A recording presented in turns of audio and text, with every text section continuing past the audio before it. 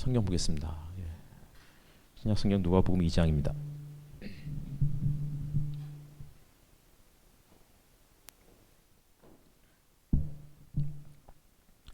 1절부터 21절까지 교독하겠습니다. 제가 먼저 읽겠습니다.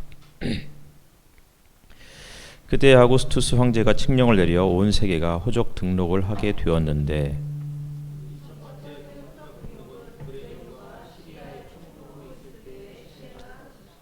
모든 사람이 호적 등록을 하러 저마다 자기 고향으로 갔다.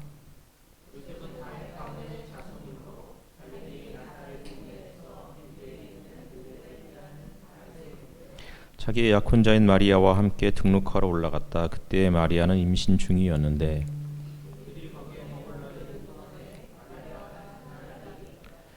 마리아가 첫 아들을 낳아서 포대기에 싸서 그 위에 눕혀 두었다. 여관에는 그들이 들어갈 방이 없었기 때문이다.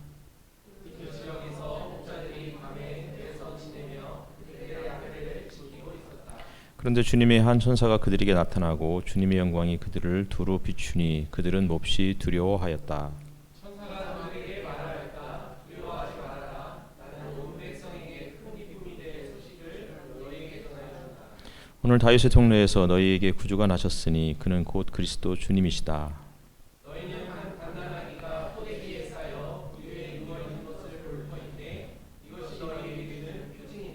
갑자기 그 천사와 더불어 많은 하늘 군대가 나타나서 하나님을 찬양하여 말하였다.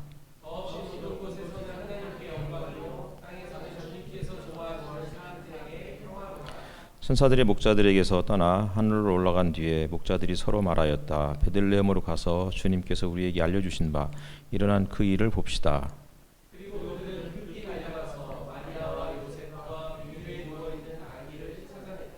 그들은 이것을 보고 나서 이 이야기에 관하여 자기들이 들은 말을 사람들에게 알려주었다. 이것을 들은 사람들은 모두 목자들이 그들에게 전해준 말을 이상히 여겼다. 마리아는 이 모든 말을 고이 간직하고 마음속에 곰곰이 되새겼다. 목자들은 자기들이 듣고 본 모든 일이 자기들에게 일러주신 그대로임을 알고 돌아가면서 하나님께 영광을 돌리며 그를 찬미하였다. 같이 읽겠습니다. 여드레가 자서 아기에게 할례를 행할 때 그 이름을 예수라고 하였다.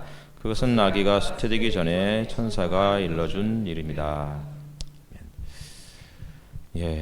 며칠째 비가 내렸는데 겨울에 이렇게 비가 많이 오나 싶을 만큼 한 3일 이렇게 연속 비가 왔던 것 같습니다. 그리고는 또 어제부터는 또 정말 눈이 하루 종일 쏟아졌고 또 기온도 영상 10도를 오르내렸는데 어제부터는 영하 10도까지 또 떨어지는 수은주가 막 널뛰기를 하는 것 같아요. 하루 사이에 기온이 영상 10도에서 영하 10도까지 20도를 널뛰는 일들이 벌어지고 있습니다. 정말 날씨가 종잡을 수 없구나 이런 생각을 해보게 되었습니다. 근데 날씨만 그런 게 아니고 참 나라도 참 어수선한 것 같아요. 대통령이 해외 순방을 이토록 자주 한 적이 있었나 싶을 만큼 순방을 자주 나갔고 그러면서 이제 그런 비판을 아마 감지했는지 순방이 곧 민생이다 뭐 이런 이야기도 말도 안 되는 일들을 이렇게 떠벌리고 있죠. 엑스포 부산 유치를 하겠다고 사우디아라비아 거의 따라잡았다 역전도 보인다 이렇게 이야기했는데 막상 뚜껑을 열고 보니까 정말 말도 안 되는 그런 처참한 결과를 맞이하게 되었습니다. 계속해서 사람들에게 희망이 있다 이렇게 이야기하지만 그냥 그런 설레발에 그치고 있는 그런 현실입니다. 경제가 또 얼마나 어려운지 모르겠습니다. 자영업자들이 더 이상 버텨내기가 어렵다고 그래서 연일 이제 월세를 더 이상 미룰 수가 없어서 이제 폐업을 선언하는 사람들이 갈수록 늘어나고 있고 우리 주변을 그냥 좀 걸어 다녀봐도 빈 상가가 굉장히 많은 것 같아요. 이제 며칠 전에도 그 사과나무 카페 거기 이제 과일 가게에 잠깐 들렸었는데 최근 들어 그 매출이 한 3분의 1 정도로 줄어들었다. 이런 얘기도 하는 걸 보면 정말 어려운 것 같습니다. 이런 상황에서 대림절을 보낸다는 것은 또 우리에게 어떤 의미일까요? 이제 성탄절이 일주일 남았는데 그 성탄절은 우리에게 어떤 의미로 다가오는 것일까? 이런 질문을 던지게 됩니다. 누가복음을 우리가 살펴보면 누가복음은 아주 특별한 책인 것 같아요. 특별히 이제 1, 2, 3장이 그 글을 시작하면서 그 당시에 유대와 이스라엘 혹은 로마 제국을 통치했던 사람들의 이름이 언급이 되면서 시작을 해요. 1장에서는 유대왕 헤롯 때 이렇게 시작을 하고 있고, 그때 사가랴와 엘리사벳이라는 사람이 있었고, 특별히 사가랴가 성소에서 분향을 하고 있었다, 이렇게 이야기하고 있죠. 2장에서는 아우구스투스 황제 이름이 나오고 그 시절에 요셉과 마리아 그리고 목자들이 소개가 되고 있어요. 3장에서는 디베리오 황제가 언급되고 빌라도 총독 그리고 헤롯의 그 아들들이었던 분봉왕들이 그 이름이 언급된 다음에 그리고서 바로 이어지는 내용은 광야의 침례 요한에 대한 이야기였습니다. 누가는 왜 이렇게 글을 쓰고 있을까요? 아마 이 글을 읽는 독자들에게 그러니까 정말 이 양극단에 있는 두 부류의 사람들을 소개해주면서 세상이 누가 통치하고 있고 그들이 통치하고 있는 세상 속에 살아가는 변두리에 힘없고 가난하고 이름 없는 사람들은 어떤 현실인지를 이야기해주고 있는 것 같아요. 그러니까 세상을 통치하는 절대 권력자 그리고 그들이 통치하는 세상 속에서 힘없이 살아가는 그런 사람들의 이야기, 이게 대조적으로 이렇게 글을 쓰면 확 드러나겠죠. 그러니까 세계 최고의 황제 그리고 이스라엘에서 가장 화려한 성전을 건축하고 그리고 이스라엘의 영토를 굉장히 확장을 했던 헤롯, 그런데 그들이 다스리는 세상 속에 살아가는 사람들은 삶이 만만치가 않은 거, 녹록하지가 않은 거죠. 황제의 이름이 울려 퍼지는 세상입니다. 옥타비아누스가 삼두 정치 체제에서 안토니우스와 그리고 클레오파트라 이 연합군을 악티움 해전에서 격퇴시키고 나서 그 다음에 그가 얻은 칭호가 아우구스투스였죠. 존엄한 자, 이런 뜻이에요. 그리고 실질적으로 아우구스투스는 거의 신적인 그러한 그 지위까지 오르게 되죠. 끊임없는 전쟁을 통해서 로마의 풍요와 그리고 평화를 가져다 준 인물이 옥타비아누스 아우구스투스였습니다. 흔히 이때를 팍스 로마나의 시대다, 이렇게 이야기를 하죠. 그런 아우구스투스가 온 세계에 칙령을 내려서 호적을 등록해라라고 그렇게 명령을 내렸습니다. 호적 등록을 하는 이유는 인구조사를 통해서 세금을 더 많이 걷어들이고 그리고 유사시에 군사를 징집하기 위한 그런 수단이었습니다. 그렇게 많은 영토 확장 전쟁을 통해서 어마어마한 부를 축적했던 아우구스투스가 더 많은 세금을 걷어들이기 위해 더 많은 군대를 징집하기 위해 호적 등록을 하라고 그렇게 명령을 내린 거죠. 그러니까 사람이 만족할 줄 모르는 거예요. 서민들은 열심히 땅을 일구고 농사를 지어서 수확을 거둬들이는데, 그런데 고스란히 대다수의 것들은 가진 자들, 힘 있는 사람들이 가져가게 되고, 이 사람들은 그냥 하루 벌어 그냥 하루 먹고 살아야 되는, 입에 풀칠을 하면서 근근히 살아가는 그러한 상황인 거죠. 제국의 한복판에서 호적 신고라는 칙령이 울려 퍼졌고, 이 칙령은 제국의 가장 변두리인 이스라엘 땅까지 영향을 미쳤습니다. 갈릴리 나사렛이라는 동네가 처음으로 성경에 언급이 돼요. 다시 말하면 이 나사렛이라는 동네는 그만큼 알려지지 않은, 아마 갈릴리에서도 가장 무명한 땅, 그래서 아마도 가장 가난한 사람들이 모여 살았던 곳으로 추정할 수 있습니다. 이런 곳에 요셉과 마리아가 살고 있었고, 그렇게 그냥 힘없이 가난하게 그냥 이름도 없이 빚도 없이 살아가는 이 두 사람에게도 아우구스투스의 칙령을 피할 수 있는 길은 없었습니다. 3절을 보니까 모든 사람이 호적 등록을 하러 저마다 자기 고향으로 갔다. 이 모든 사람이라는 이 단어에는 로마로부터 수천 킬로미터 떨어진 갈릴리 나사렛에도 거기에 살고 있는 이런 사람들에게도 영향을 미치는, 힘없고 연약한 사람들이라는 그런 의미가 이 모든 사람에 포함되어 있는 것 같아요. 그들은 그냥 생계를 위해서 하루 벌어 하루 먹고 사는, 근근히 입에 풀칠하며 살아가는 대다수의 사람들이었고, 그런 사람들이 갑자기 호적 등록을 하기 위해서 며칠간 여행을 떠나야 되는 거예요. 먹고 사는 것도 힘든데 이런 사람들에게 길면 2주, 뭐 짧으면 뭐 일주일, 뭐 이런 식으로 다녀왔겠죠. 뭐 가까운 사람들이야 뭐 더 하루 만에 갔다 올 수도 있겠지만, 이런 사람들에게 갑자기 일손을 멈추고 계획이 없었던 그런 여행길을 오른다는 것은 사치에 해당되는 그런 일이었을 수도 있습니다. 하지만 어쩔 수 없이 움직이는 하는 사람들이죠. 그런 사람들이 모든 사람에 포함되어 있는 것입니다.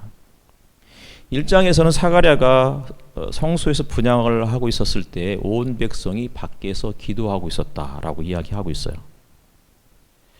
온 백성, 헤롯이 유대를 통치하고 있을 때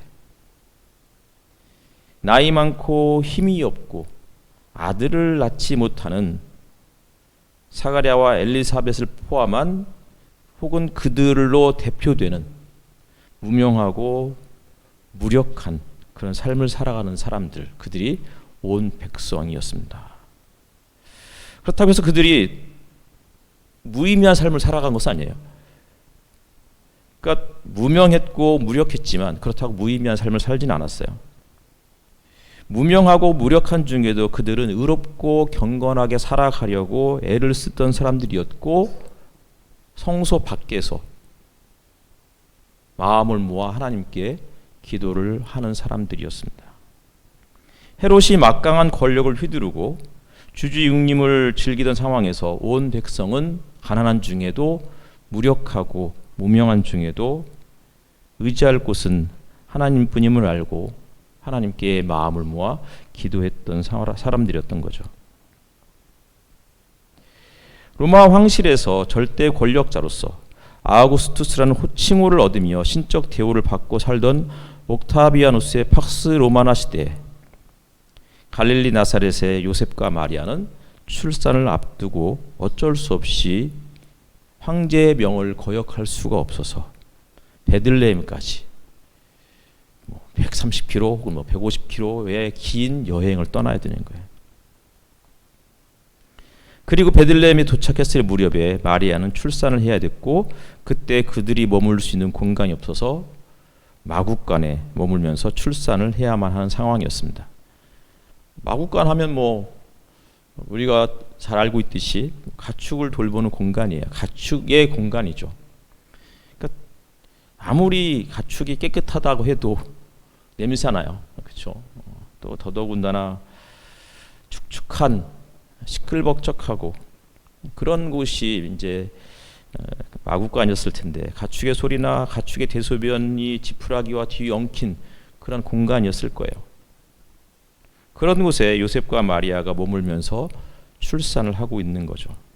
위생이라고는 찾아볼 수 없는, 상상할 수 없는 전혀 낭만적인 곳이 아니에요. 그런데 그런 어쩌면 최악의 상황에서 이 두 사람은 아무런 불평을 하지 않아요. 황제의 명령이 어쩔 수 없이 출산을 앞둔 상황에서도 나사렛에서 베들레헴까지 여행을 떠나야 했고, 머물 곳이 없었기 때문에 마구간에 머물면서 아들을 낳았습니다. 이런 악조건 속에서도 두 사람 입에서 불만이 나오지 않아요. 그리고는 아들을 낳고는 포대기에 싸서 그 아들을 구유에 뉘었다라고만 서술하고 있어요. 두 사람 힘들지 않아서 불만이나 불평을 늘어놓지 않았을까요? 낭만적인 여행도 아니었고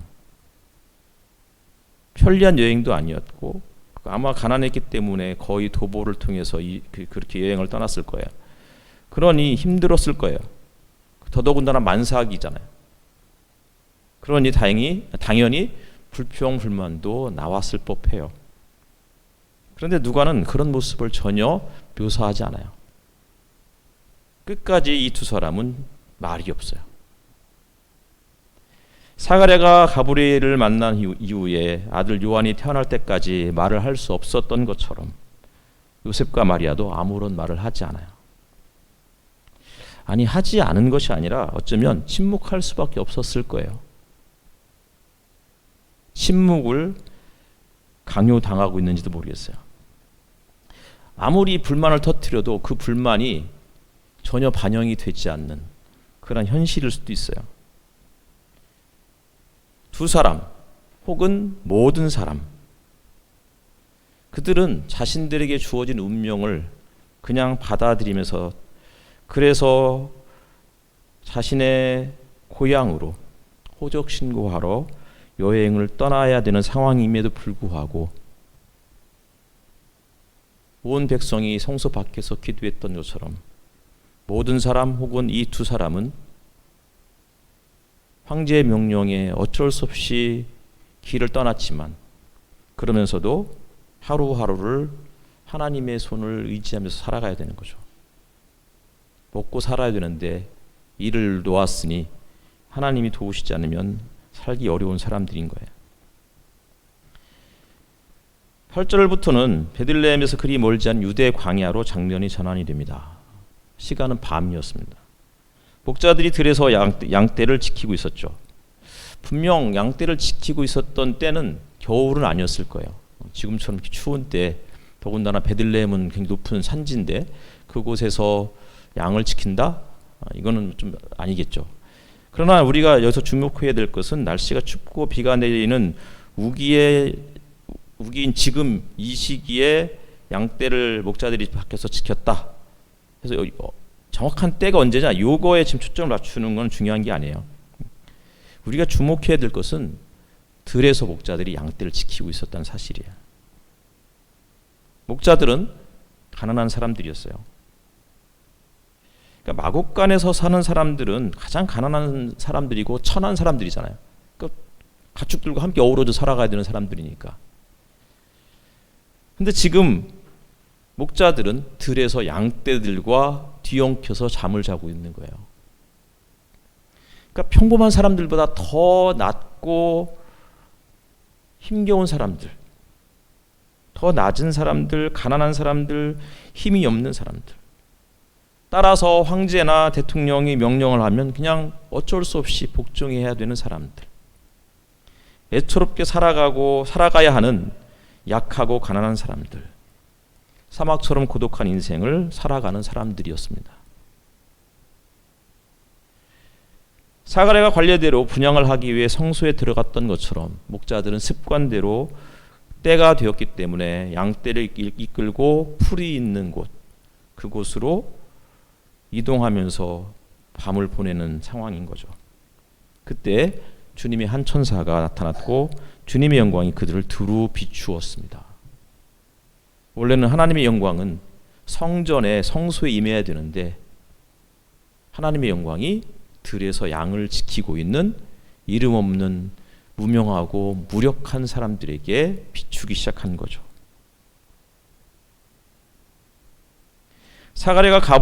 마리아가 가브리엘을 만났을 때 느꼈던 두려움을 목자들도 동일하게 느끼고 있습니다. 그때 천사가 말하죠. 두려워하지 말아라.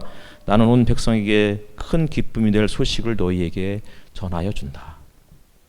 온 백성에게 큰 기쁨이 될 소식. 여기에 또다시 온 백성이라는 단어가 등장을 해요. 사가랴가 분향을 하고 있었을 때 밖에서 기도했던 그 온 백성이에요. 황제가 칙령을 내려서 호적 신고하기 위해서 먼 여행을 떠나야 했던 모든 사람들이에요. 그런 사람들이 크게 기뻐할 소식을 전해주러 왔다고 천사가 이야기하고 있는 거죠. 어떤 소식이 기쁠까요? 하루 벌어 하루 먹고 살아야 되는 이런 사람들, 언제쯤 손님이 찾아올까? 그래서 손님이 없는 그 텅 빈 곳을 춥게 해놓으면 안 될 것 같아서 전기세 걱정하면서도 온풍기를 빵빵하게 틀어놓아야 되는 사람들, 그런 사람들에게 큰 기쁨의 소식이 뭘까요?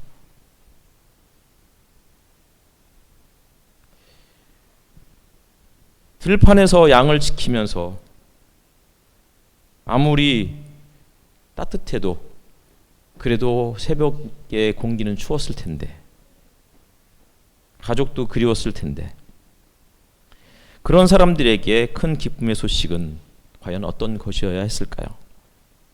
황제가 죽었다거나 혹은 로또에 당첨되었다거나 그런 소식이 아니었어요.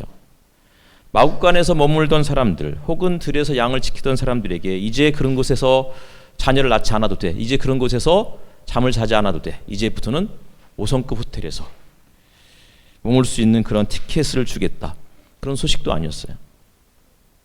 그 소식은 오늘 다윗의 동네에서 너희에게 구주가 나셨으니 그는 곧 그리스도 주님이시다 였어요. 그런데 그리스도 주님이 태어나셨는데 그분이 포대기에 쌓여 구유에 누워 있다는 거예요. 이게 큰 기쁨의 좋은 소식이래요. 실제로 그들의 삶을 뒤바꿀 인생 역전을 가져올 소식은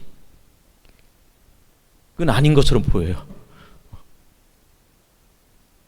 아니, 포대기에 쌓여서 구유에 태어난 아기가 한두 명이겠어요? 가난한 사람들은 그게 일상인데.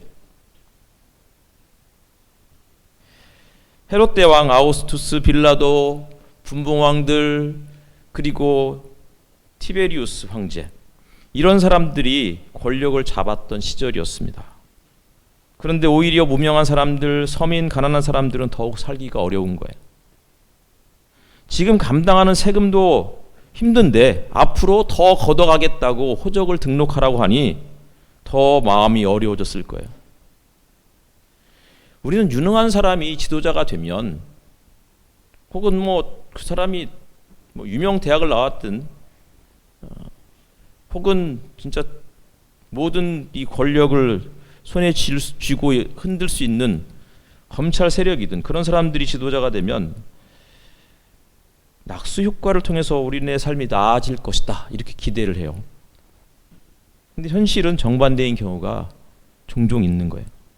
가장 풍요로운 때, 가장 능력이 출중한 통치자의 시기에 가장 가난하고 가장 밑바닥 인생들에게는 황실에서 태어나서 황실에 살면서 천하를 호령하는 사람은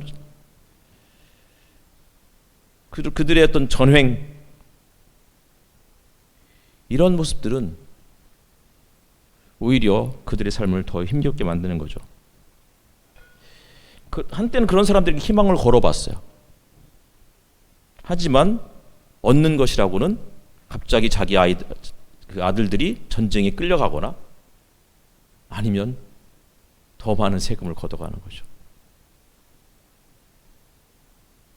이런 상황에서 온 백성에게 큰 기쁨이 될 소식이 전해졌는데, 이 소식은 황실과 정반대인 베들레헴의 마국간에 그리스도 주님이 탄생하셨다는 소식인 거예요. 그리고 이것이 표징이래요. 13절에 보니까 갑자기 그 천사와 더불어 많은 하늘 군대가 나타나서 하나님을 찬양하여 말하였다, 이렇게 돼 있어요. 많은 하늘 군대, 군사적 용어예요.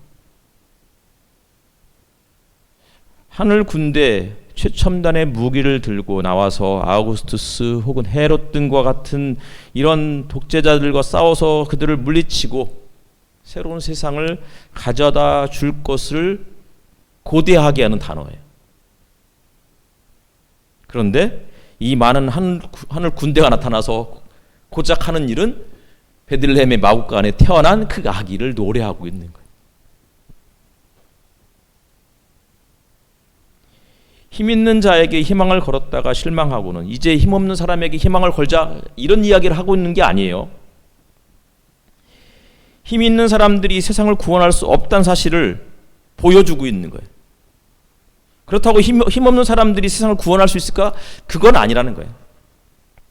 오직 하나님만이 하나님의 방식대로 세상을 구원하실 수 있고 구원하고 계시다고 우리들에게 이야기해주고 있는 거죠.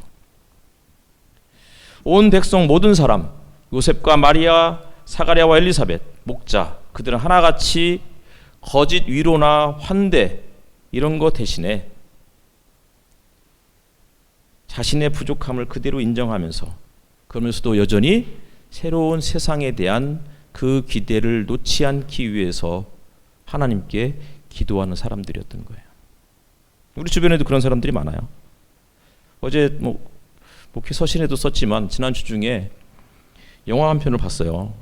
이제 고레에다 히로카즈 감독이 이제 그 연출한 괴물이라는 영화였어요. 비가 정말 많이 내리는 그 오후에 극장을 갔는데 손님들이 너무 적어가지고 티켓 검사하는 사람도 없을 만큼 하여튼 썰렁한 그런 휑한 그런 느낌의 영화관이었어요. 이 영화는 싱글맘 사오리와 그의 아들 미나토, 그리고 미나토의 단짝 친구인 요리, 그리고 미나토와 요리의 담임교사인 호리, 그리고 그 학교 교장 선생님을 중심으로 이야기가 전개가 돼요.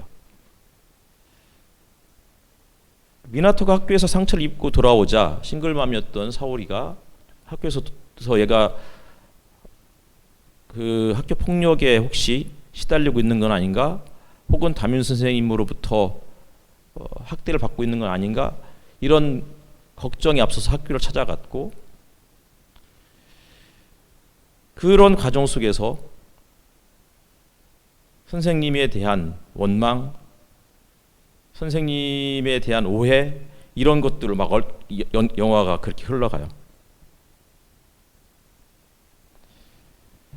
미나토는 자기의 단짝 친구인 요리를 보호하기 위해서 그는 처음에 그냥 약간의 거짓말을 했는데, 이 거짓말이 호리 선생님이 학교에서 사과하고 또 쫓겨나는 이런 일들도 확산이 돼요. 이 영화는 거짓말과 진실에 대한 이야기를 우리에게 해주고 있어요. 어른들이 있는 곳은 거짓말을 해야 돼요. 거짓말이 어쩔 수 없이 거짓말을 해서 자기도 보호해야 되고 학교도 보호해야 되고, 그리고 그 거짓말에 때문에 누군가가 또 희생을 치르게 돼요. 교장은 주차를 하다가 자기 손자를 치여서 죽게 했어요. 그런데 자신의 명예와 학교의 명예를 지키기 위해서 자기 남편에게 당신이 대신 감옥에 가라고 그러면서 그것을 뒤집어 씌우고, 그런데 그런 상황 속에서 미나토와 요리라는 초등학교 5학년 학생은 그들만의 진실을 간직하기 위해서 어른들이 전혀 개입하지 않는 폐전철로 몸을 피했고, 그곳에서 순수하게 서로의 사랑을 확인하는 이런 내용의 이야기예요.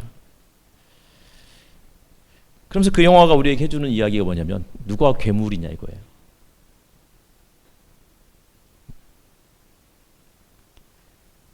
자신의 명예와 이런 것을 지켜내기 위해서 거짓말을 하는 어른들이 괴물이고, 그냥 다른 사람들과 좀 다른 그런 아이들은 오히려 그 괴물이 희생당하는 희생자일 뿐이라고 우리에게 이야기해 주고 있는 것 같더라고요. 사람을 제대로 이해하지 못하면 괴물이 될 수 있다는 거예요.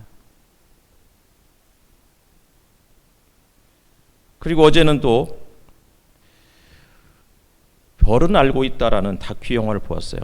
70분짜리 영화였는데 이태원 참사 1주년을 이제 이분들이 유가족들이 어떻게 보내고 있는지를 아주 밀착해서 그들을 인터뷰하고 그들의 삶에 대한 이야기들을 보여주는 그런 내용의 영화였습니다.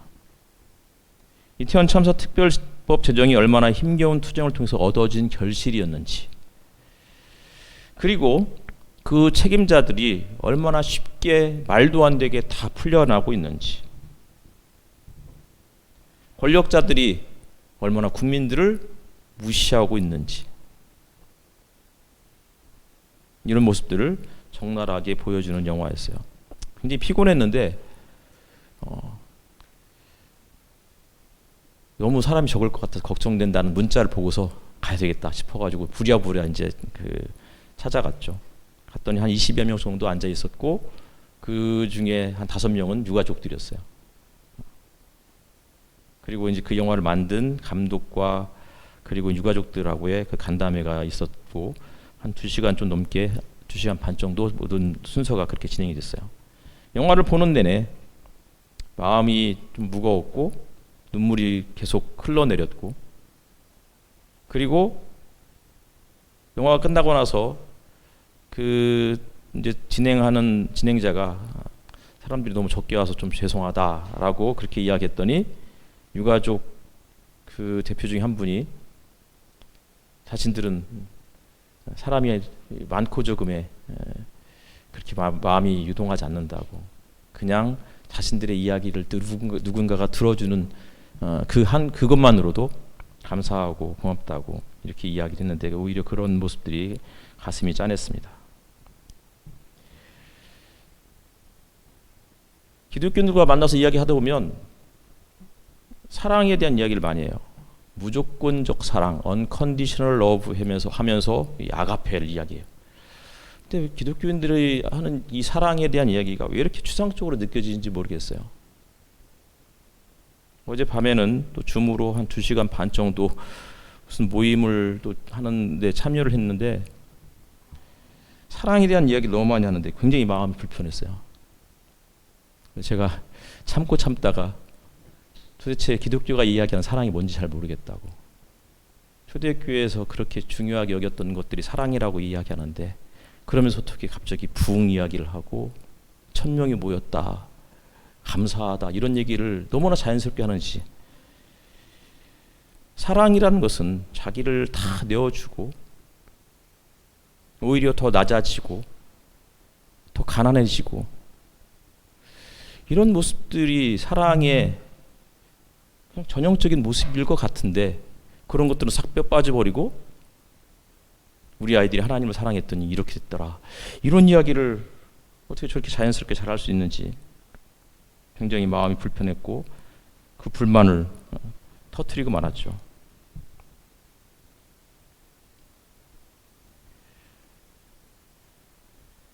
마무리하겠습니다.